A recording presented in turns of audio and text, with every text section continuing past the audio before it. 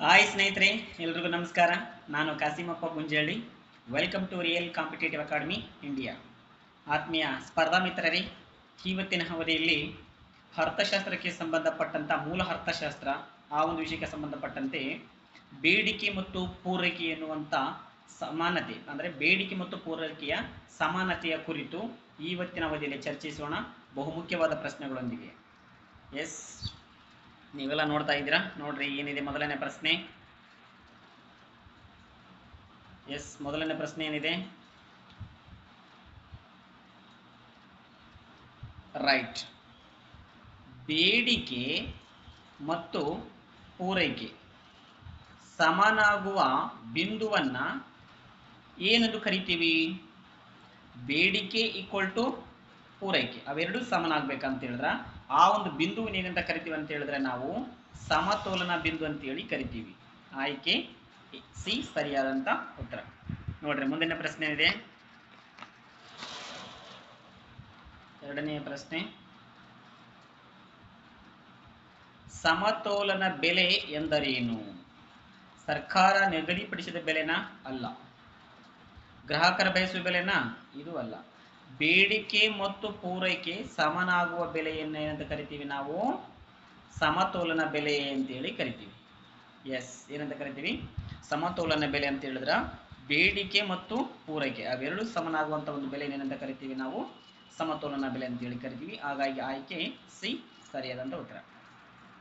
ಮುಂದಿನ ಪ್ರಶ್ನೆ ನೋಡಿ, ಏನಿದೆ?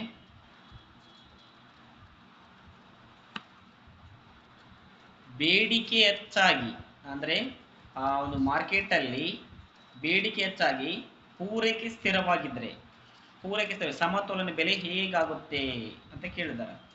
ಎಸ್, ಸಮತೋಲನ ಬೆಲೆ ಹೇಗಾಗುತ್ತೆ ಅಂತ ಹೇಳಿದ್ರೆ ಹೆಚ್ಚಾಗುತ್ತೆ. ಏನಾಗುತ್ತಾ? ಬೇಡಿಕೆ ಜಾಸ್ತಿ ಇದೆ ಆದ್ರೆ ಪೂರೈಕೆ ಕರೆಕ್ಟ್ ಆಗಿ ಸ್ಥಿರವಾಗಿ ಕಾನ್ಸ್ಟೆಂಟ್ ಆಗಿ ಸಪ್ಲೈ ಮಾಡ್ತಾ ಇದ್ದಾರೆ ಮಾರ್ಕೆಟ್ ಅಲ್ಲಿ ಅಂತ ಹೇಳಿದ್ರೆ ಎಸ್, ಸಮತೋಲನ ಬೆಲೆ ಹೆಚ್ಚಾಗುತ್ತೆ. ಆಯ್ಕೆ ಬಿ ಸರಿಯಾದಂಥದ್ದು. ಮುಂದಿನ ಪ್ರಶ್ನೆ ನೋಡಿ, ಏನಿದೆ? ನಾಲ್ಕನೇ ಪ್ರಶ್ನೆ, ಪೂರೈಕೆ ಹೆಚ್ಚಾಗಿ ಬೇಡಿಕೆ ಸ್ಥಿರವಾಗಿದ್ರೆ, ಅಂದ್ರೆ ಸಪ್ಲೈ ಮಾಡ್ತಕ್ಕಂಥದ್ದು ಏನಿದೆಯಲ್ಲ, ಗೂಡ್ಸು ಸರ್ವಿಸ್ ಏನೇ ಇರಲಿ ಅದು ಓಕೆ, ಮಾರ್ಕೆಟ್ ಅಲ್ಲಿ ಏನಿದೆ ಏನೇನು ಸಪ್ಲೈ ಮಾಡ್ತಾರದು ಜಾಸ್ತಿ ಆಗಿ ಬೇಡಿಕೆ ಏನಾದ್ರು ಅಂದ್ರೆ ಜನರಲ್ಲಿ ಬೇಡಿಕೆ ಅನ್ನೋಂಥದ್ದು ಒಂದು ಸ್ಥಿರವಾಗಿ ಕಾನ್ಸ್ಟೆಂಟ್ ಇದ್ರೆ ಸಮತೋಲನ ಬೆಲೆ ಹೇಗಾಗುತ್ತೆ ಅಂತ ಕೇಳಿದಾರೆ. ಅದೇನಾಗುತ್ತೆ ಅಂತ ಹೇಳಿದ್ರೆ ಕಡಿಮೆ ಆಗುತ್ತೆ. ಏನಾಗುತ್ತಾ? ಸಮತೋಲನ ಬೆಲೆ ಕಡಿಮೆ ಆಗುತ್ತಾ. ಆಯ್ಕೆ ಬಿ ಸರಿಯಾದಂತ ಉತ್ತರ. ನೆಕ್ಸ್ಟ್ ನೋಡಿ,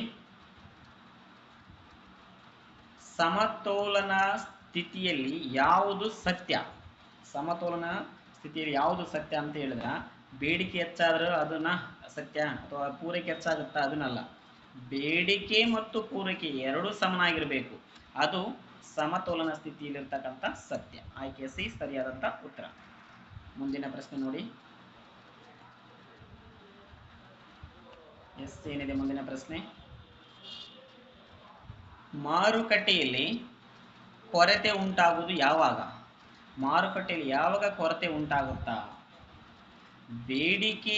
ಪೂರೈಕೆ ಗ್ರೇಟರ್ ದ್ಯಾನ್ ಬೇಡಿಕೆ, ಅಂದ್ರೆ ಪೂರೈಕೆ ಜಾಸ್ತಿ ಇದೆ ಬೇಡಿಕೆ ಕಡಿಮೆ ಇದ್ದಾಗ ಕೊರತೆ ಉಂಟಾಗುತ್ತಾ? ಇಲ್ಲ. ಬೇಡಿಕೆ ಗ್ರೇಟರ್ ದ್ಯಾನ್ ಪೂರೈಕೆ, ಬೇಡಿಕೆ ಜಾಸ್ತಿ ಇದ್ದು ಪೂರೈಕೆ ಕಡಿಮೆ ಇದ್ದಾಗ ಮಾರುಕಟ್ಟೆಯಲ್ಲಿ ಕೊರತೆ ಉಂಟಾಗುತ್ತೆ. ಆಯ್ಕೆ ಬಿ ಸರಿಯಾದಂತ ಉತ್ತರ. ಬೇಡಿಕೆ ಗ್ರೇಟರ್ ದ್ಯಾನ್ ಪೂರೈಕೆ, ಇದು ಕೊರತೆ ಉಂಟಾಗ್ತಕ್ಕಂಥದ್ದು. ಮುಂದಿನ ಪ್ರಶ್ನೆ, ಒಳ್ಳೆ ಪ್ರಶ್ನೆ ಏನಿದೆ ನೋಡಿ. ಮಾರುಕಟ್ಟೆಯಲ್ಲಿ ಹೆಚ್ಚುವರಿ ಪೂರೈಕೆ ಉಂಟಾಗುವುದು ಯಾವಾಗ? ಹೆಚ್ಚುವರಿ ಪೂರೈಕೆ ಉಂಟಾಗುವುದು ಯಾವಾಗ? ಬೇಡಿಕೆ ಗ್ರೇಟರ್ ದ್ಯಾನ್ ಪೂರೈಕೆ, ಪೂರೈಕೆ ಗ್ರೇಟರ್ ದ್ಯಾನ್ ಬೇಡಿಕೆ. ನೋಡ್ರಿ, ಹೆಚ್ಚುವರಿ ಪೂರೈಕೆ ಉಂಟಾಗಬೇಕಂದ್ರೆ ಬೇಡಿಕೆ ಗ್ರೇಟರ್ ದ್ಯಾನ್ ಪೂರೈಕೆ ಇದ್ದಾಗ ಆಗಲ್ಲ. ಪೂರೈಕೆ ಗ್ರೇಟರ್ ದ್ಯಾನ್ ಬೇಡಿಕೆ ಇದ್ದಾಗ ಏನಾಗುತ್ತೆ ಅಂತ ಹೇಳಿದ್ರೆ ಮಾರುಕಟ್ಟೆಯಲ್ಲಿ ಹೆಚ್ಚುವರಿ ಪೂರೈಕೆ ಉಂಟಾಗುತ್ತೆ. ಅಂದ್ರೆ ಜಾಸ್ತಿ ನಾವು ಪೂರೈಕೆ ಅಂದ್ರೆ ಸಪ್ಲೈ ಮಾಡ್ತಾ ಇದೀವಿ, ಬೇಡಿಕೆ ಕಡಿಮೆ ಐತಿ, ಅವಾಗ ನಮ್ಗೆ ಹೆಚ್ಚುವರಿ ಪೂರೈಕೆ ಉಂಟಾಗುತ್ತೆ. ನೆಕ್ಸ್ಟ್ 8ನೇ ಪ್ರಶ್ನೆ, ಸಮತೋಲನ ಬೆಲೆಯನ್ನು ನಿರ್ಧರಿಸುವ ಪ್ರಮುಖ ಅಂಶಗಳು ಯಾವುವು? ಉತ್ಪಾದನಾ ವೆಚ್ಚ ಮಾತ್ರ, ಬೇಡಿಕೆ ಮತ್ತು ಪೂರೈಕೆ, ತೆರಿಗೆ ಮಾತ್ರ, ಜಾಹೀರಾತು ಮಾತ್ರ? ಇದು ಸಿ ಮತ್ತು ಡಿ ಎರಡೂ ಅಲ್ಲ, ಇದೂ ಅಲ್ಲ. ಏನಿದೆ ನೋಡ್ರಿ, ಆಯ್ಕೆ ಬಿ ಬೇಡಿಕೆ ಮತ್ತು ಪೂರೈಕೆ ಅನ್ನುವಂಥದ್ದು ಸಮತೋಲನ ಬೆಲೆಯನ್ನು ನಿರ್ಧರಿಸತಕ್ಕಂಥ ಪ್ರಮುಖ ಅಂಶಗಳು. ಆಯ್ಕೆ ಬಿ ಸರಿಯಾದಂತ ಉತ್ತರ. ಮುಂದಿನ ಪ್ರಶ್ನೆ ನೋಡ್ರಿ, ಏನಿದೆ?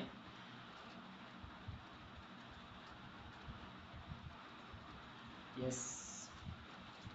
ಸಮತೋಲನವು ಮುಖ್ಯವಾಗಿ ಯಾವ ಸ್ಥಳದಲ್ಲಿ ಕಂಡು ಬರುತ್ತಾ? ಶಾಲೆಯಲ್ಲಿ ಕಂಡು ಬರುತ್ತಾ? ಇಲ್ಲ. ಬ್ಯಾಂಕ್ನಲ್ಲಿ ಕಂಡು ಬರುತ್ತಾ? ಇಲ್ಲ. ಮಾರುಕಟ್ಟೆಯಲ್ಲಿ ಕಂಡು ಬರುತ್ತಾ? ಆಯ್ಕೆ ಸಿ ಸರಿಯಾದಂತ ಉತ್ತರ. ಕೊನೆಯ ಪ್ರಶ್ನೆ ಇವತ್ತಿನ ಅವಧಿಯಲ್ಲಿ, ಸಮತೋಲನ ಬೆಲೆಯ ಮತ್ತೊಂದು ಹೆಸರು ಯಾವುದು? ಕನಿಷ್ಠ ಬೆಲೆನಾ? ಅಲ್ಲ. ಗರಿಷ್ಠ ಬೆಲೆನಾ? ಅಲ್ಲ. ಮಾರುಕಟ್ಟೆ ಸಮತೋಲನ ಬೆಲೆ ಅಂತ ಕರೀತಾರೆ. ಸಮತೋಲನ ಬೆಲೆಗೆ ಮತ್ತೊಂದು ಹೆಸರು ಮಾರುಕಟ್ಟೆ ಸಮತೋಲನ ಬೆಲೆ. ಆಯ್ಕೆ ಸಿ ಸರಿಯಾದಂತ ಉತ್ತರ. ಆತ್ಮೀಯರೇ, ಈ 10 ಪ್ರಶ್ನೆಗಳು ಬಹುಮುಖ್ಯವಾದಂತಹ ಮೂಲ ಅರ್ಥಶಾಸ್ತ್ರಕ್ಕೆ ಸಂಬಂಧಪಟ್ಟಂತದ್ದು. ನೆನಪಿರಲಿ, ಮೂಲ ಅರ್ಥಶಾಸ್ತ್ರಕ್ಕೆ ಸಂಬಂಧಪಟ್ಟಂಥದ್ದು. ನಮಗೆ ಬೆಲೆ ಪೂರೈಕೆ ಅಂದ್ರೆ ಏನು, ಬೇಡಿಕೆ ಅಂದ್ರೆ ಏನು, ಸಮತೋಲನ ಬೆಲೆ ಅಂದ್ರೆ ಏನು, ಮಾರುಕಟ್ಟೆ ಸಮತೋಲನ ಬೆಲೆ ಅಂದ್ರೆ ಏನು, ಯಾವುದು ಜಾಸ್ತಿ ಆದರೆ ಏನಾಗುತ್ತೆ, ಯಾವುದು ಕಡಿಮೆ ಆದರೆ ಏನಾಗುತ್ತೆ, ಇದ್ರ ಬಗ್ಗೆ ಕಾನ್ಸೆಪ್ಟ್ ಗೊತ್ತಿರಬೇಕು. ನಾವು ಒಂದು ಸ್ಪರ್ಧಾತ್ಮಕ ಪರೀಕ್ಷೆ ನಡೆಸಕ್ಕೆ ಹೋದಂದ್ರೆ ದೊಡ್ಡ ದೊಡ್ಡ ಪ್ರಶ್ನೆಗಳನ್ನು ಗೊತ್ತಾಗೋದು ಬೇಡ. ಅಟ್ಲೀಸ್ಟ್ ನಮಗೆ ಬೇಸಿಕ್ ಗೊತ್ತಾದರೆ ದೊಡ್ಡ ದೊಡ್ಡ ಪ್ರಶ್ನೆಗಳನ್ನು ನಾವು ಫೇಸ್ ಮಾಡಬಹುದು. ಓಕೆ ಆತ್ಮೀಯರೇ, ಎಲ್ರಿಗೂ ನಮಸ್ಕಾರ.